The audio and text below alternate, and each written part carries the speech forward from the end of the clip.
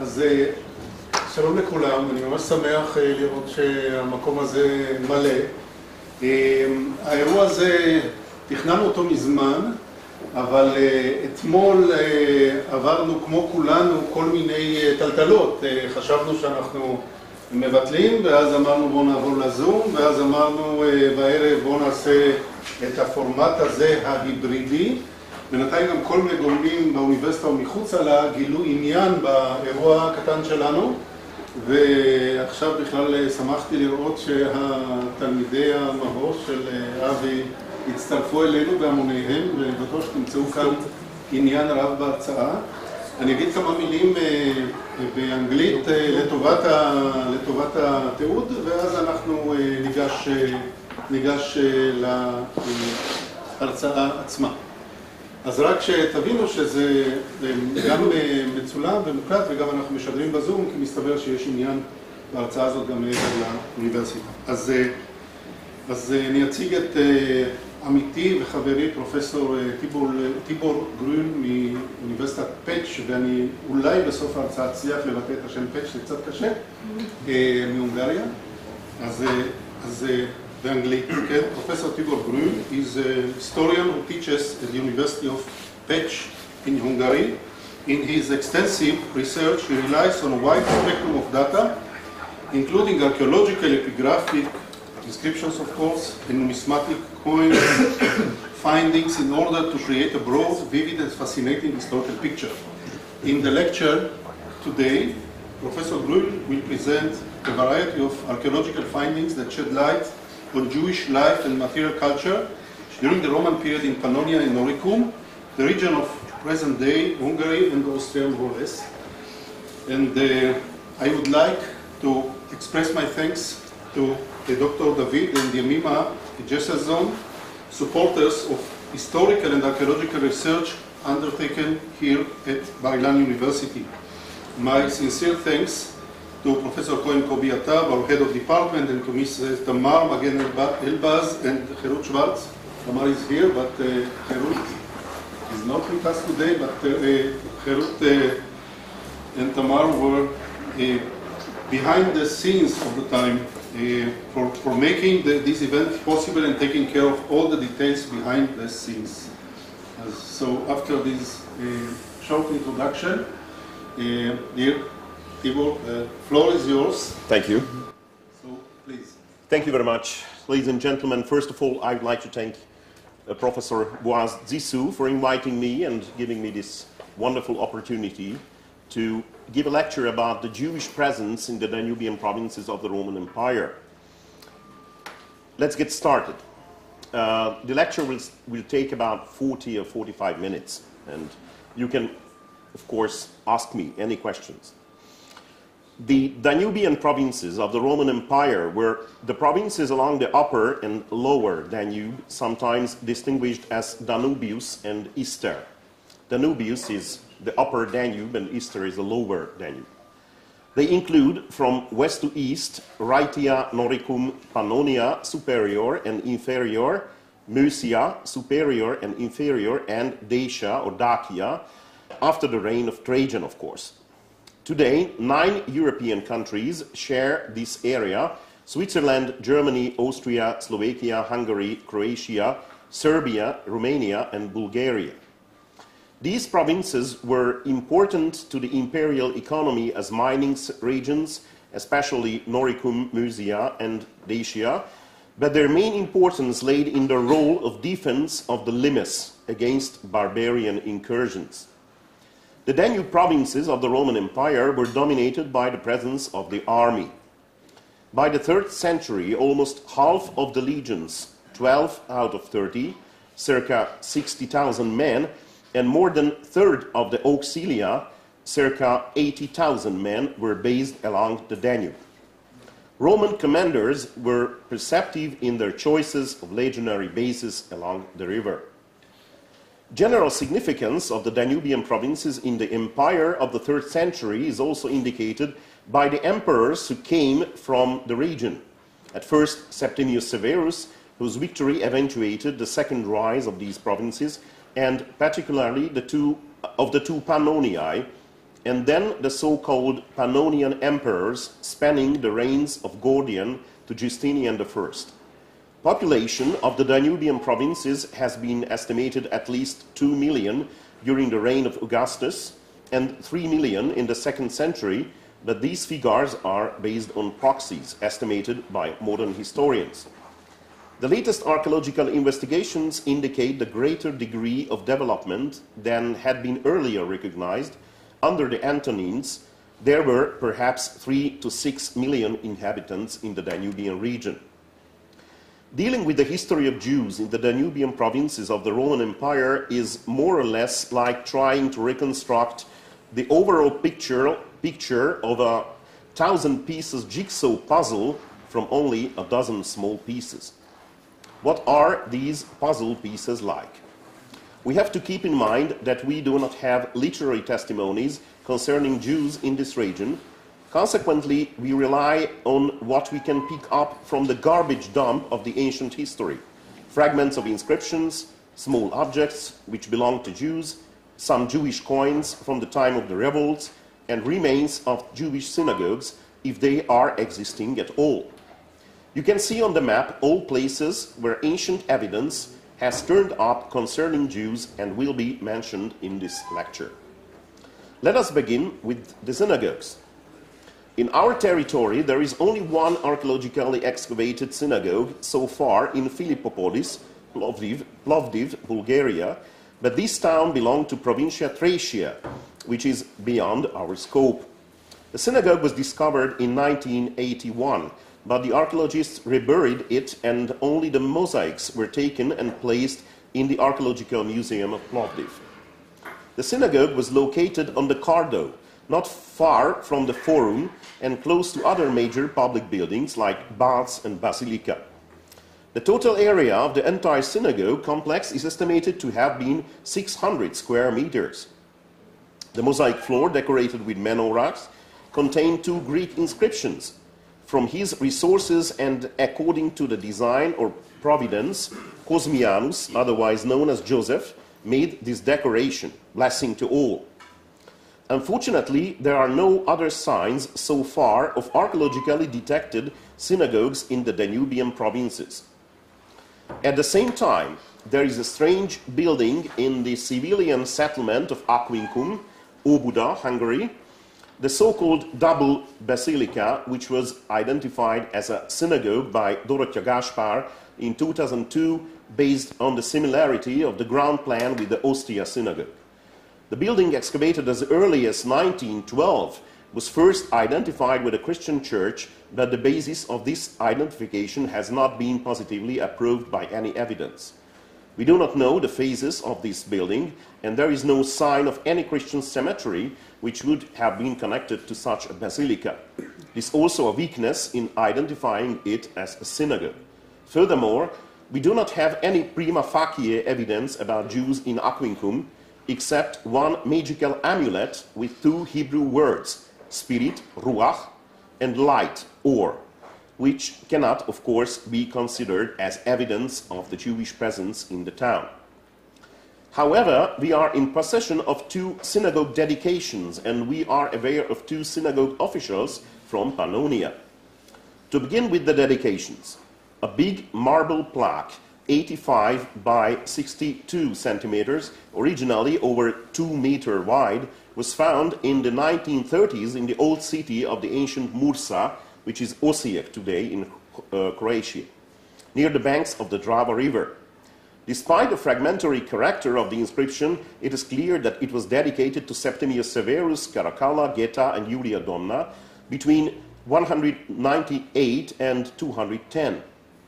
The synagogue itself was built earlier. Alexander Scheiber suggested the end of the Bar Kokhba revolt because, according to the text, I quote, it was restored from its foundations by the anonymous dedicator, vetustate collapsam a solo restituit. Another dedication, which is missing today, was found at Brigetio, Sögne, by the Danube. The fragmentary inscription, which was described by Theodor Mommsen himself, is much smaller than the one at Mursa, only 50 centimeters high and 39 centimeters wide. Mommsen could decipher only the name of the deity to whom the text was dedicated, Deus Magnus Aeternus. This everlasting great God was identified by Scheber and others as the God of Israel, although this name was used by pagans as well. On the basis of the extant inscriptions, we can conclude that no permanent substitute name of Hashem developed in the West, like the Theos hypsistos in the Greek-speaking world. The exact equivalent of the Greek adjective hypsistos is altissimus in Latin, but this word has a binary opposite meaning, highest and deepest at the same time. Therefore, it was incapable of rendering the essence of God.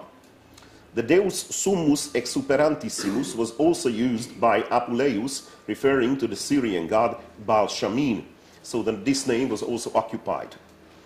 My late colleague at the University of Pécs, István Tóth, published a new reading of this inscription in 1995, in which he proposed a new reading with brilliant conjectures. According to his interpretation, the assembly house and the prayer house, synagoga et proseucha, was built from its foundations by a certain Claudia Pia and his son in accordance with her vow, ex voto. Naming the synagogue as a proseucha is very common in the East. The one in Mursa was also called proseucha, and there are dozens of inscriptions from Macedonia to the Bosporan Kingdom and Egypt which use this appellation too. The existence of Jewish prayer houses is also attested by the names of synagogue officials.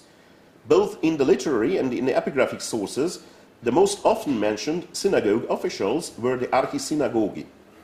One archisynagogus called Ioses is known from Oiskus in Mysia, which is Gigen in Bulgaria. We will return to the title Principalis later. A very important inscription from Interkisa, Dunajváros, names Cosmius either a synagoga Judeorum or, according to Alexander Scheiber, Archisynagogus Judeorum. I think the first reading is the correct one, because there is a word divider before and after the letter A. Thus, we are here dealing with a preposition attached to an official charge. For example, a manu, a bibliotheca, ab epistulis, etc. However, in either cases, we are in possession of positive evidence of an existing Jewish synagogue at this very important military base along the Ripa Pannonica from 233 to 235. I will also return to this inscription later. Now it is time to ask the obvious question. How did the Jews get to the Danubian provinces during the Principate? Here we must emphasize two things concerning the Jewish diaspora in the Roman world. At first, unlike the Eastern diaspora beyond the Euphrates, the majority of the Western Jewish communities from the 1st century onwards were consequences of the lost wars against Rome. Tens, if not hundreds of thousands of Jewish men, women, and children were sold as slaves, both after the Great Revolt in 70 and after the defeat of Bar Kokhba uprising. We have to consider that neither Jewish religious law nor ethics held commerce in high esteem, especially commerce with non-Jews. There were, of course, Jewish tradesmen in the Roman Empire, but their numbers were very limited, only increasing significantly after the 4th century. Jewish auxiliary soldiers would also have been rare before the mid-2nd century and were not allowed to be government officials until the reign of Alexander Severus. Thus, the answer to our question, how did the Jews get to the Danubian provinces during the Principate, is the following. First of all, as slaves, then as voluntarily or forcibly enlisted soldiers, then as traders, and finally as voluntarily free immigrants. Let us begin with the Jewish slaves. About the slaves, Jews and non-Jews alike, we are usually informed by the names of funerary inscriptions. The overwhelming majority of slaves passed away, of course, without leaving any sign behind. This is one side of the coin. The other side is just the opposite. most names do not tell anything about the legal status of the deceased, Judah, the father of Encassia, et Solva, Esztergom, Hungary, or Actia Sabinilla, mother of the Jewish Septimia Maria from Siklos, Hungary, could be slaves or free men or women alike, but they were certainly not Roman citizens. Unlike Publius Aemilius Publi Filius Verecundus, of which one would never guess was Jewish, whose epitaph found at Carnuntum tells us that he was by the house a Jew, Domo Judeus. Naturally, it is unbelievable that a Jew was born with such a Roman name. It is very likely that one of his ancestors was a slave, and then he was freed and probably adopted by a Roman citizen who gave him his name. We will return to this stone and the phrase Domo Judeus later. Needless to say, it is a real sensation if we can archaeologically detect the remains of a Jewish slave. This is what happened in one of the many villae rusticae around the lake Vertö, Neusiedler See in Austria, when a gravesite was discovered in 1986 near Hauptturn, Austria, Féltorony in Hungarian, some 20 kilometers from Carnuntum. The cemetery, which dates back to the 2nd and 5th century CE, contained circa 300 bodies. Among them, in the grave number 147, a 1-year-old male child who wore a silver amulet capsule around his neck. In the capsule, there was a golden leaf whose inscription was at first incomprehensible, but was ultimately deciphered in 2006 by Nives Duneus from the Institute for Prehistory and Early History of the University of Vienna. The inscription of the amulet is the most known Jewish prayer written in Hebrew with Greek letters: Suma, Israel, Adone, Elon, Adon, Ah. Hear, O Israel, the Lord is our God, the Lord is one, Alpha, which means, it is my opinion, which means one in Greek, and not Amen, as the editors said. We said One. We said one also. You said also? One, yeah. Yeah, okay. God is one. In the Journal of Ancient Judaism. Yeah, okay. The deceased child was in all probability a member of a Jewish familia rustica, although it is curious that he wore a valuable golden amulet around his neck. A very worn sestertius was also found in the tomb number 147, which was dated to between Marcus Aurelius and Decius. So it is between 161 and 251 by the numismatic experts. It has been a long-standing assumption that among the soldiers of the cohorts Prima Aurelia Antoniniana Miliaria Hemesenorum Sagittaria Equitata Civium Romanorum, what a beautiful name, stationed at Interkisa, Dunaui Város, there have been a number of Jews as well. It was believed that the troop was raised under Trajan and transferred to Pannonia by Hadrian, which was yet not confirmed since there are no records of it in the military diplomas prior to 178, being listed in the fragmentary diplomas of the period between 178 and 203. Spole in 2000 proposed that the unit was recruited under Marcus Aurelius and sent to Interkisa by the end of the emperor's rule. According to András Mochi, the Syrian community at Interkisa seems to have had isolated itself from the rest of the Pannonian population, and the constant recruitment from Syria led yet into transforming the Interkisa area into a Syrian enclave. A certain Flavia Optata, whose epitaph was found in Concordia Sagittaria, which is near Aquileia in northern Italy, was a wife or daughter of a soldier of the detachment of the royal Emessene Jews, de numero regionum Emessenorum Judeorum, at least in Mommsen's if Mommsen's reconstruction is good. At Interkisa, among the members of the cohorts Prima Miliaria Hemessenorum, many bore Syriac names such as Barsamsus, Barsimius, Barsemis Abei, Bazas, Deisan, Manaya, Malchianus, and Mokur.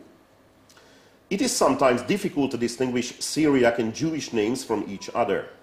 There is, for example, the veteran Aurelius Salumas, who had been suggested by Scheiber to be a Jew, but this ethnic affiliation was strongly opposed by the Finnish scholar Heikki Solin. It is Salumas. Finally, let us turn back to our only intact Jewish inscription from Mösia.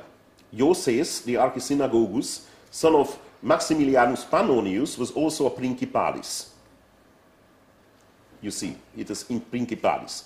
For the better understanding of this title, we have to know that from the 1st century, Oiscus was the home base of the Legio Quinta Macedonica. The town hosted the headquarters of the legion, and it is likely this Ioses was a non-commissioned officer, namely a principalis. Usually, after 7 years of service, one could have been promoted to the rank of principalis, who received either 1.5 times the basic salary, when he would be called a sesquiplicarius, and twice the basic salary, who was a duplicarius.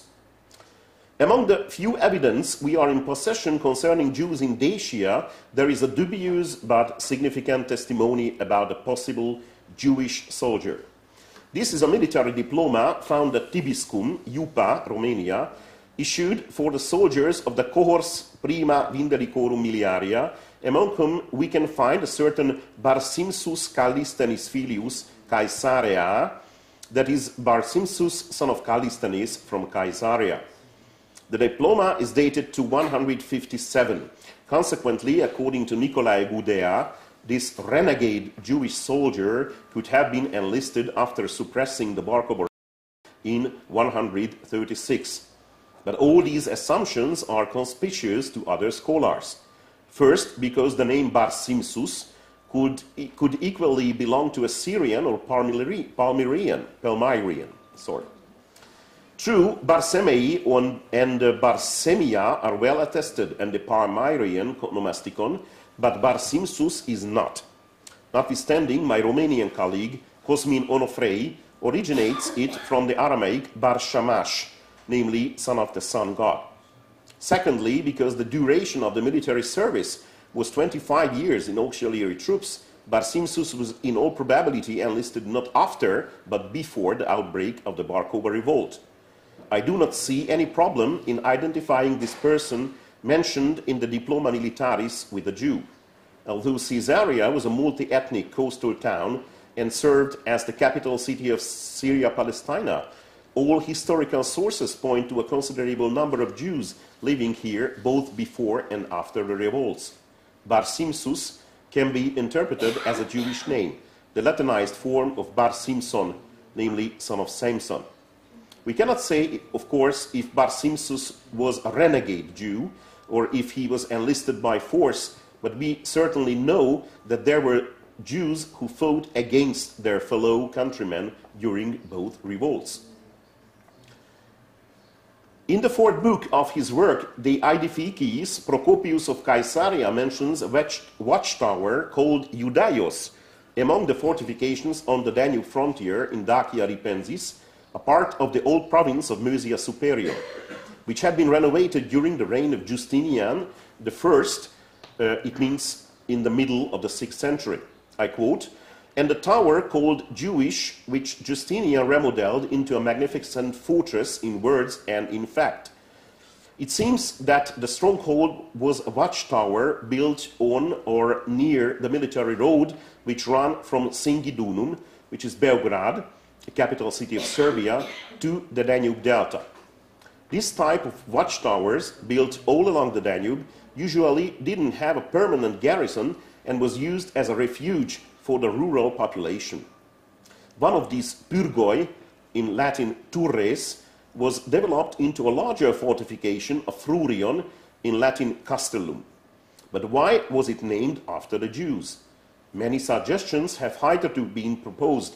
According to Veselin Beshevliev, a famous Bulgarian classical philologist and epigrapher, the name of the watchtower should be translated as "at the Jews," because it had been named after a nearby tavern owned by the Jews.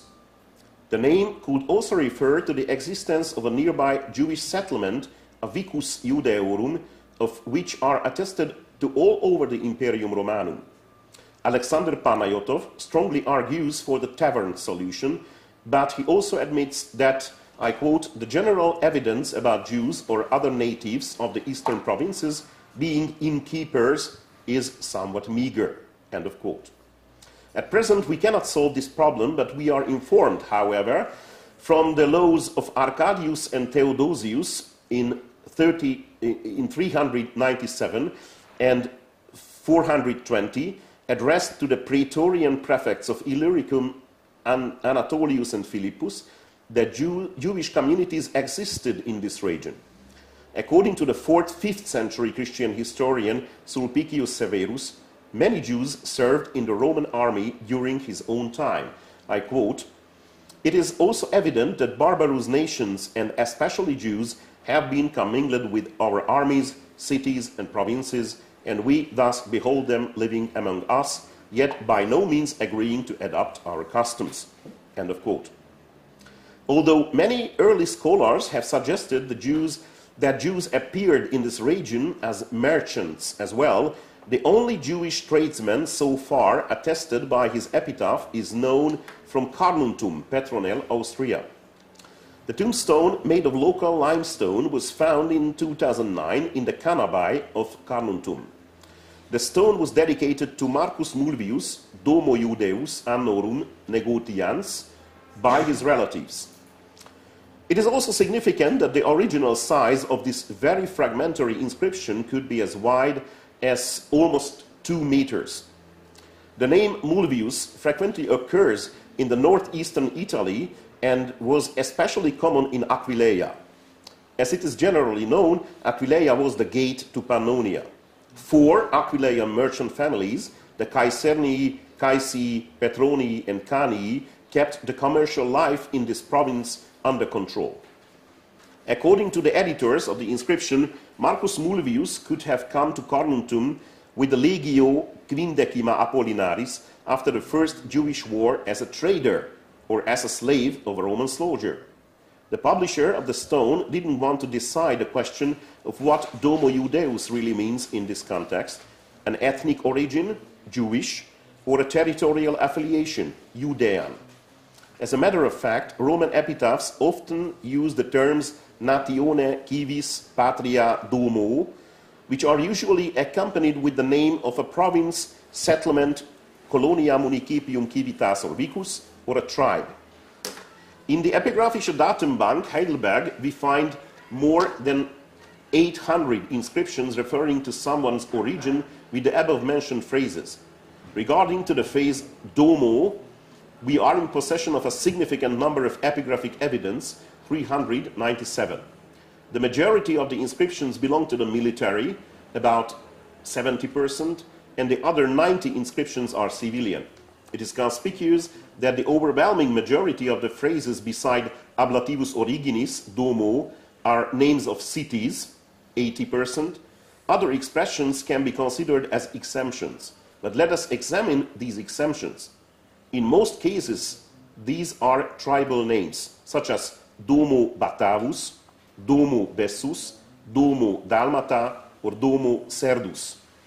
There are some Hispanic tribes among them which occur only in this epigraphic material. Bearing in mind the above-mentioned examples of Domo Batavus, Domo Bessus, etc., we can hardly find the phrase in the epitaph of Carnuntum as an oddity.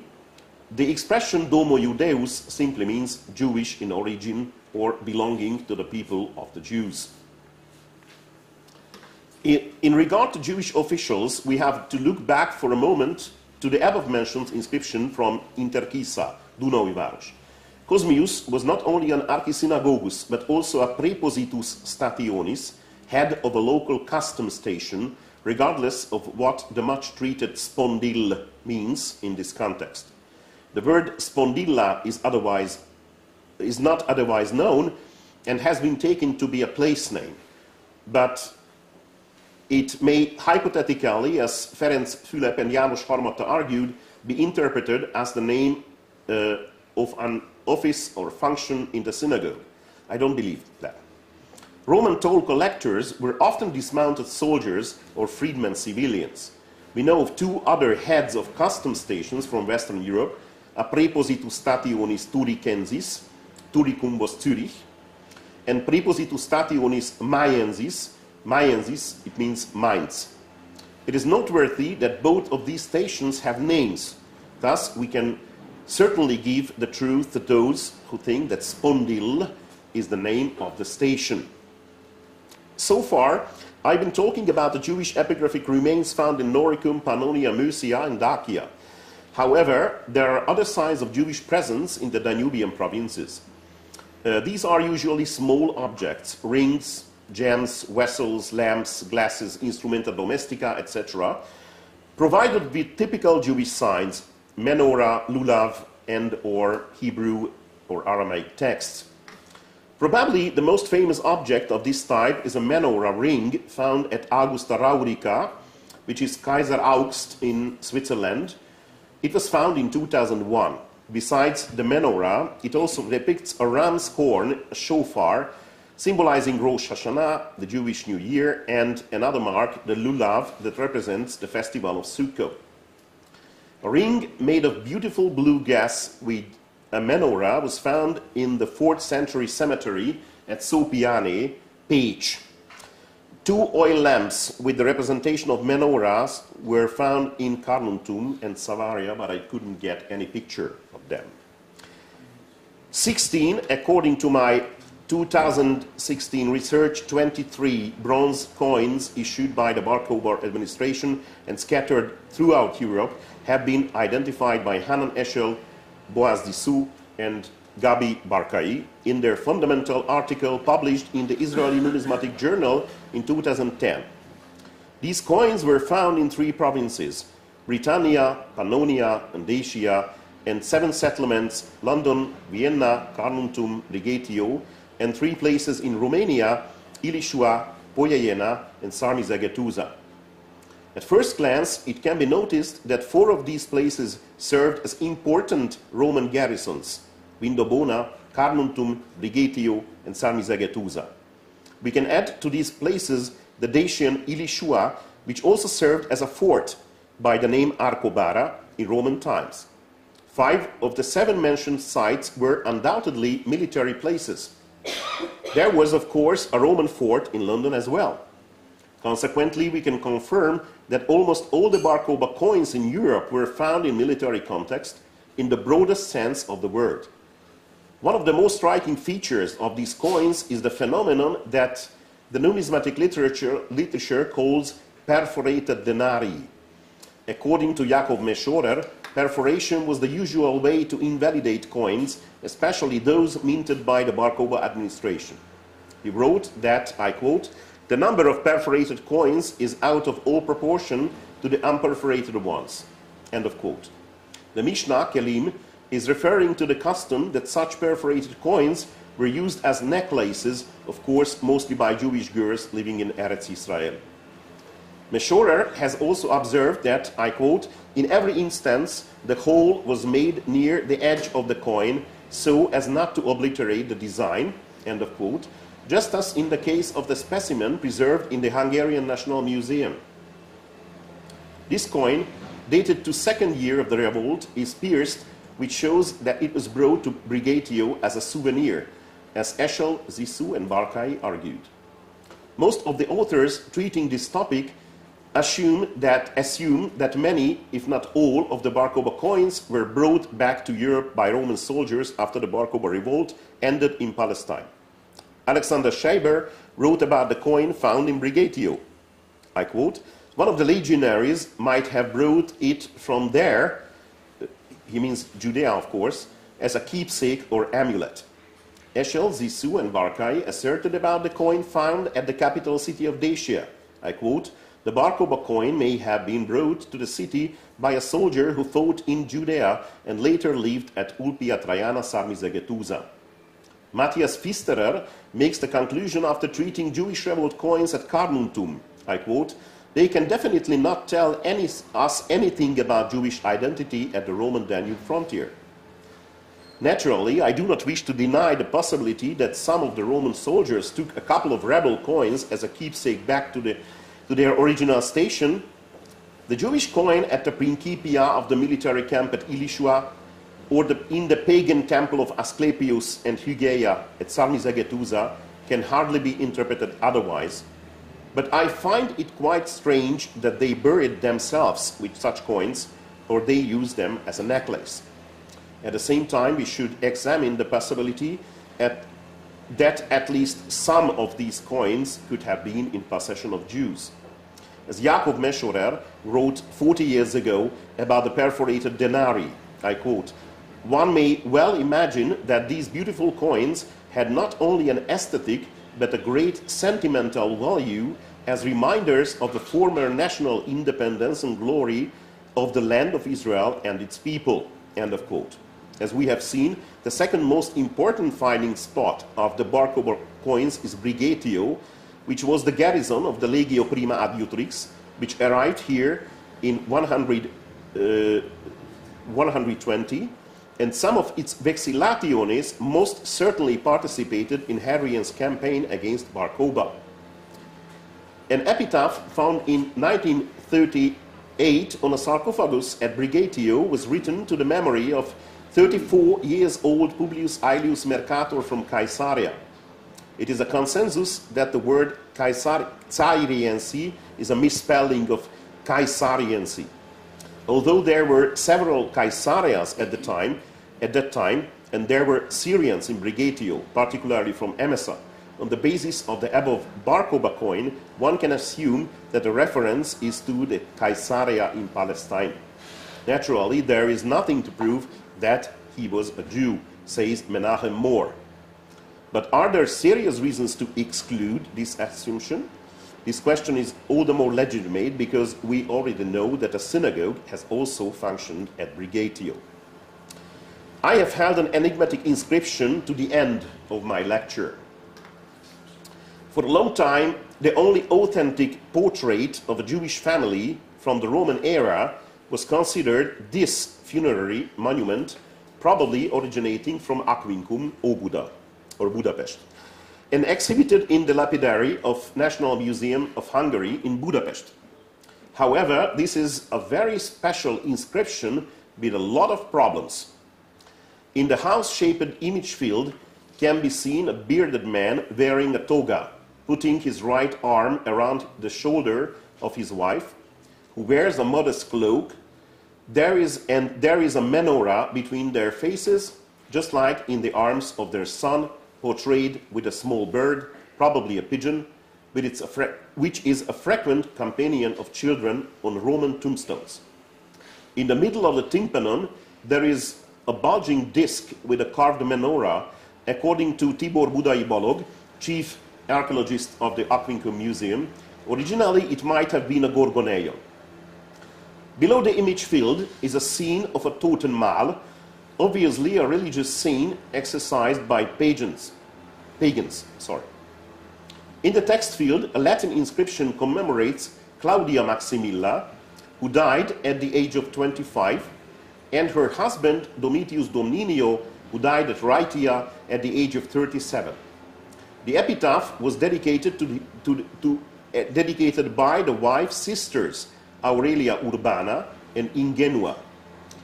On the other hand, there is a Greek, or more precisely Latin, transcribed in Greek letters inscription scratched on the edge of the tympanon. You can see it here, in this place.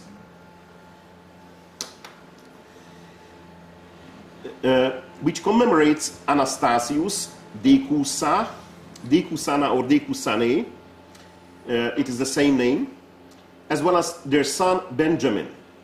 The name Anastasius is not unknown in the Roman Jewish communities, but Decusa, Decusana, or Decusane is a hapax. The child's name Benjamin speaks for itself. It is clearly a Jewish name widely used both in Palestine and in the diaspora. Obviously, the rather negligently incised Greek inscription is later than the Latin epitaph.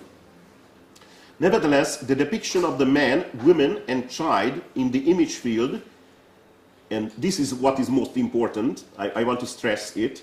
So the figures, what you can see on the image field, exactly corresponds to the family written in the Greek text, but different from the other, which describes 3 adult women and 1 adult man. So it is exactly what the Greek texts say, and opposite to the Latin text, the peoples mentioning in the Latin text.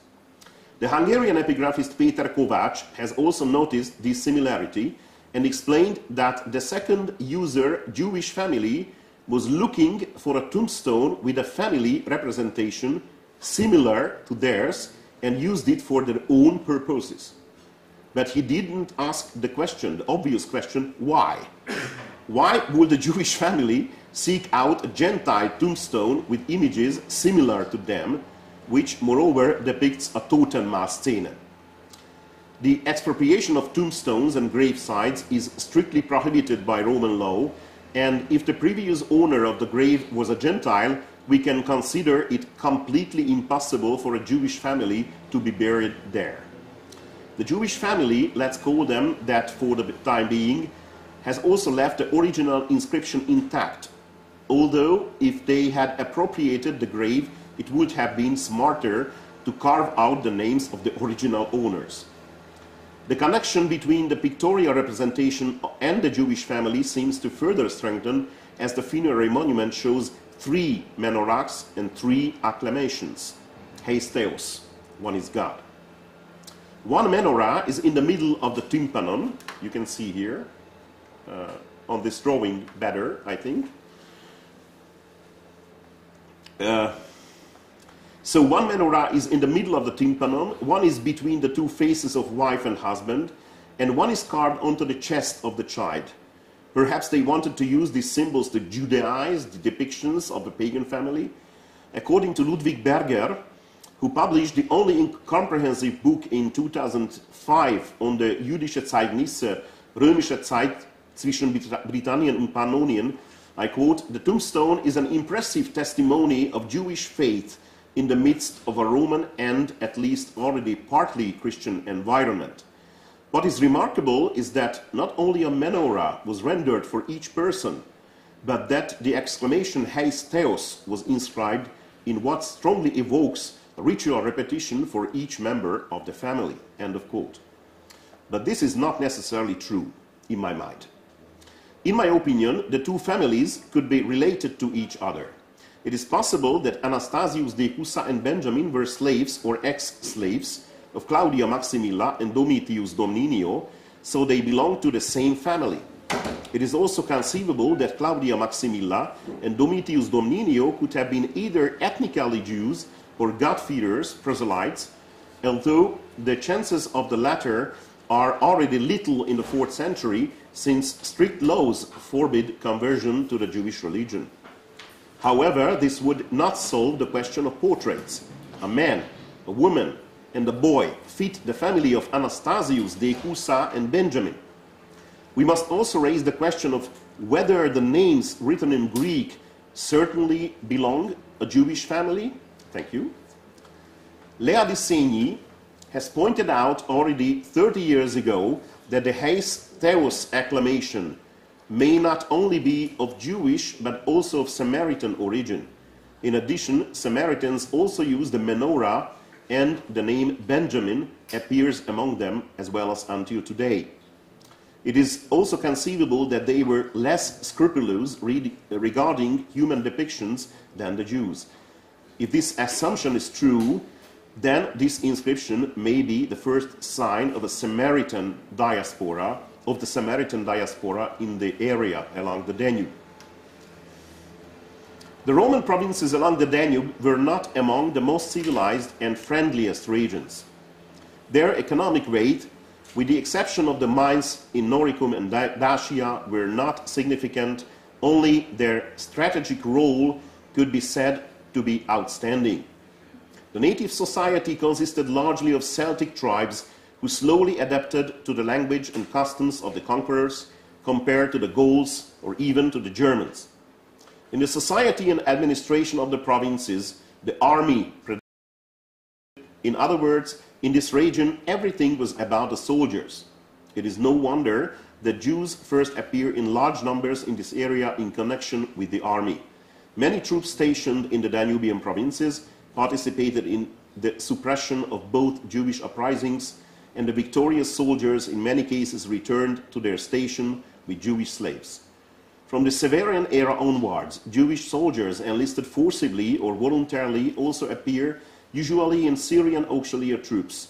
Jewish entrepreneurs involved in supplying the army show up in the military camps in the area of the Antonines. We cannot say much about their religious life based on a few surviving inscriptions and material finds. They apparently had synagogues in every major settlement, which in this region were preferentially called proseuchai. It is only a matter of time when these traces are found in archaeological excavations. Thank you very much for your attention.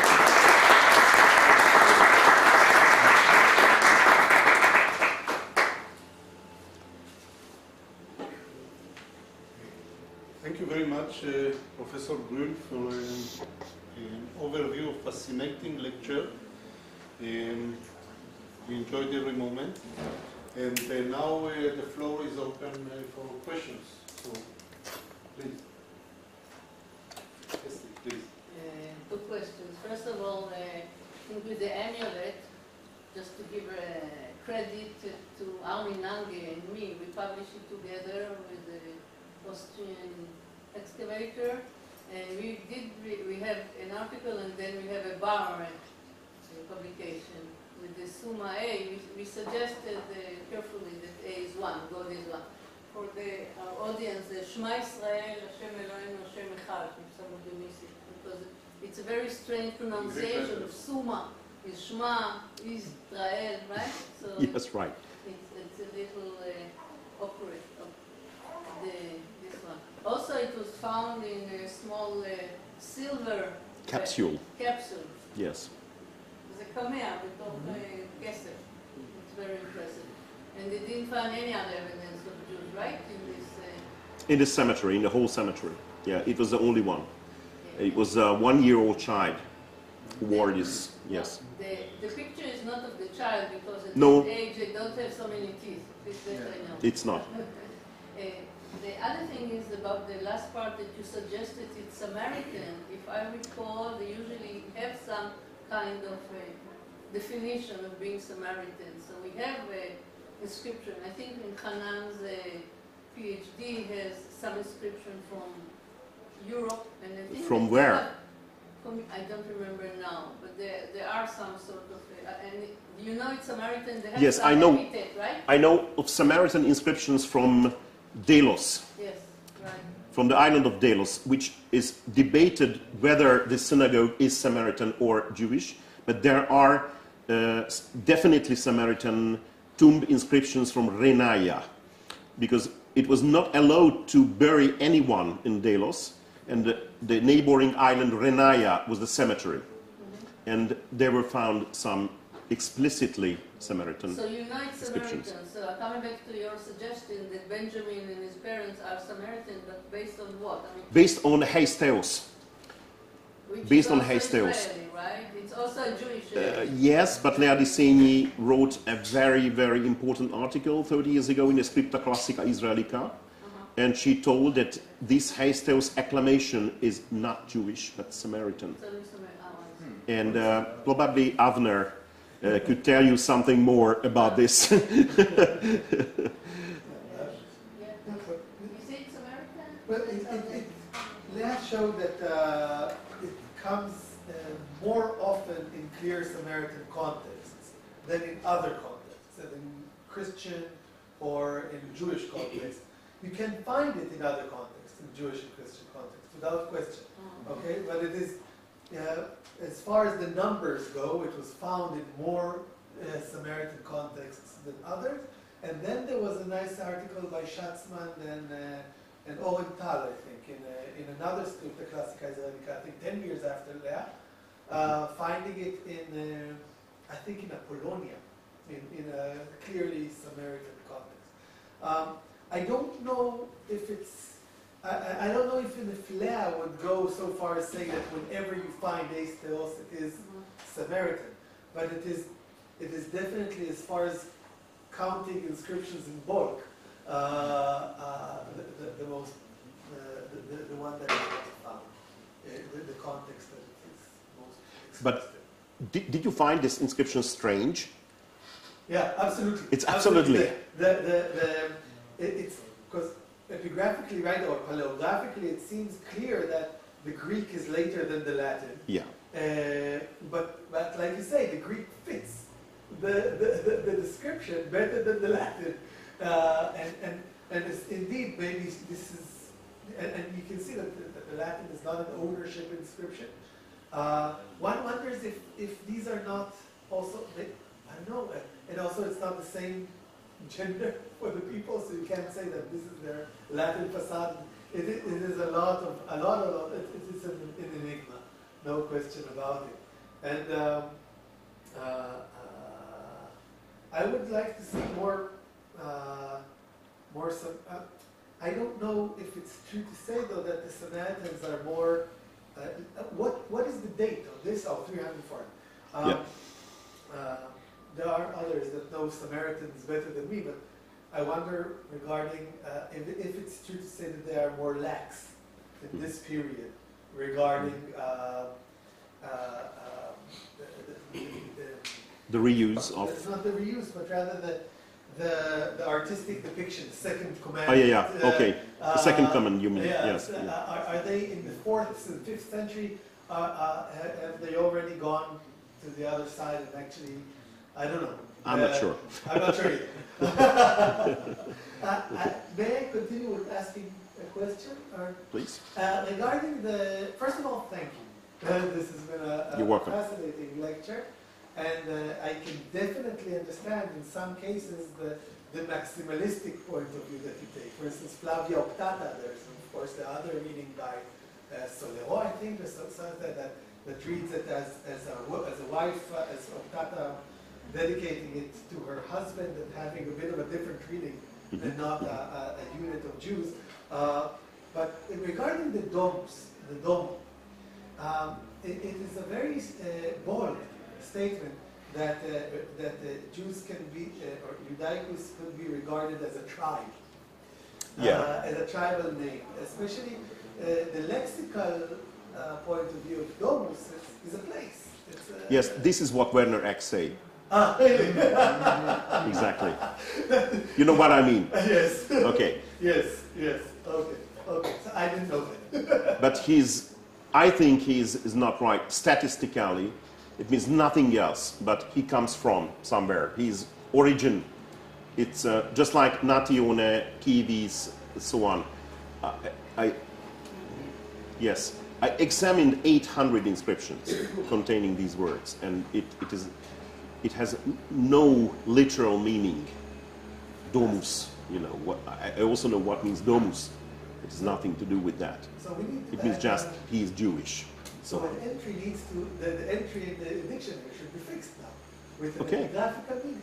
Okay. I published it in Oxford, so I can send it to you. This article. Yeah. And may I also ask about the language? Do we see, this is just a gut feeling, but we see that there are many more Latin Jewish inscriptions, and not many inscriptions generally, but Jewish inscriptions in Latin here relative to other places where usually Jews appear in Greek or Greek transcribed into Latin in the West, or is this just an impression from the... Well, the general environment, epigraphic environment, is Latin in Pannonia. We have very few Greek inscriptions. I think about 30 in whole Pannonia. So the environment is very important. If you see Rome, or if you see the so-called Jewish catacombs inscriptions, I think, and also in Sicily, the Latin speaking and Latin writing begins when at the end of the 3rd century, and massively in the 4th century only. But this is a special environment. It is Latin. It is Latin. So they had to had to learn Latin somehow. Okay, but we have a sort of many Greek inscriptions belonging to Jews here. Okay, and many inscriptions were transcribed, Yes. you know, in Latin from Greek. Yeah. Please, yes. So I guess that's what we see here, basically, with the Philios Nostros in Greek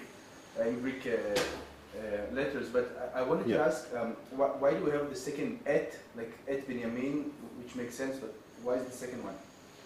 The et? Yeah. I don't know. It was a scribal mistake, just like there. We don't really need it, right?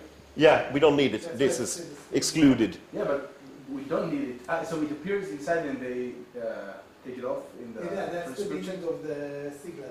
Okay. Yeah, it is excluded from the text. Yeah, sir? Is another question? Sorry, we will go for Jews coming from Palestine to Eastern Europe, to Jews going from Eastern Europe to Palestine in the 19th century. So, בכל העת החדשה, שאנחנו נמשיך לחצי שעה של השיעור. Thank you very much. Really You work? impressive, but we'll have one more. יש לנו עוד חצי שעה, אנחנו נסיים. I don't know if your students understood anything about this because it's ancient times, Latin and Greek and so on. Thank you. Yes, please, sir. אז מבוא לעת החדשה כרגע, תודה רבה על הנוכחות, אנחנו יוצאים, ומי שרוצה להישאר פה עוד כמה דקות, לשאול שאלות, אז בבקשה אפשר להישאר עוד כמה דקות. Half an hour. There is another. Oh, goodbye.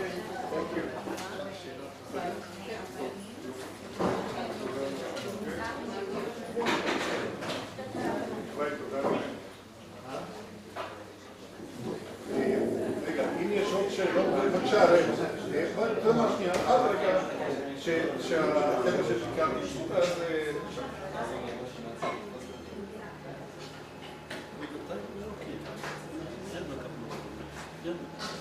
What do you think? Yeah, they have some questions. Okay, it's okay. It's okay. Yeah, it's okay. It was excellent. Really. Thank you.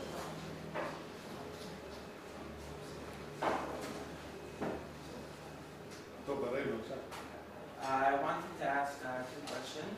Yes. The first question, I read once that I think Germany or Austria, they found a tombstone that they identified as belonging to soldiers from an Iturian cohort. And they suggested they were Jews based on the name. The name seemed to me Phoenician, but they suggested they were Jews. Did you find things like that in... No, I never heard of it. When was it, you know? It was found, I believe, in the 1930s. 1930s. I never heard of it. You know, the names are tricky ones, I think. It's tricky ones. As I suggested, there are many names which can be interpreted as Syriac and many as Jews. I don't know, I'm not sure. And there are some other... Did you find the Iturian things? No. Iturians, no. Among the Iturians, no. Not yet. Actually, what is the representation of other peoples from Syria? Messines, Palmyrides? Yeah, in Hungary, especially, as I mentioned in my lecture, there was a Syrian conclave in Interkisa. So they separated from all other soldiers. And what is interesting to me, that on their tombstones, even the tiniest villages were shown. That I came from this small, very, very small village. They were proud of it. So this is a local patriotism or something. This is very special to the Syrians. Yes. And one would say, why mention Provincie Judea if you could mention your village? Let's say, the province, he didn't come from a major city in the province, so you don't have a proud domus but you could have mentioned Betoletefa or something like that. Yeah, like this. Yeah. Wow, that's fascinating. That's interesting. Second question I wanted to ask was whether buildings that you might identify as mikvahs were found. Mikvahs, no. Because mikvahs were usually attached to synagogues, you know, and because they were not found any synagogue, there were no mikvahs. Yeah. Also because there is plenty of flowing, naturally flowing water. You can just enter the Danube.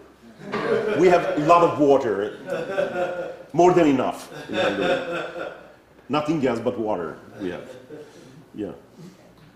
Were there any genetics examined on the bones you found? No, we didn't find any bones. The child with the... The child? Yeah. Well, Esther lived, but I don't know. There is a full report and I will bring it to one of our classes. I will bring the full report, the final report. But did they make a genetic... There is something. I will bring it. Really?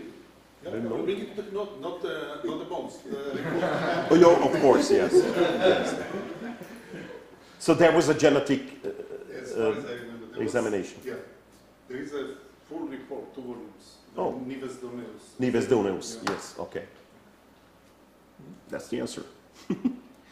Okay, thank you very much. German for you as you read it. Yeah. Okay. Okay. Thank you so much. Thank you very much. Thank you. Professor Grüll, thank you very much. Thank you. אתה גם תסכם את זה ותגיש לנו. אני שמעתי שאתה מעדיף את התרגום לעברית, נכון? זה גרסה יותר קלה. כן, זהו, עכשיו אנחנו צריכים לקפל את זה יפה לפי ההנחיות. קודם כל זה להפסיק את ההקלטה. No, please.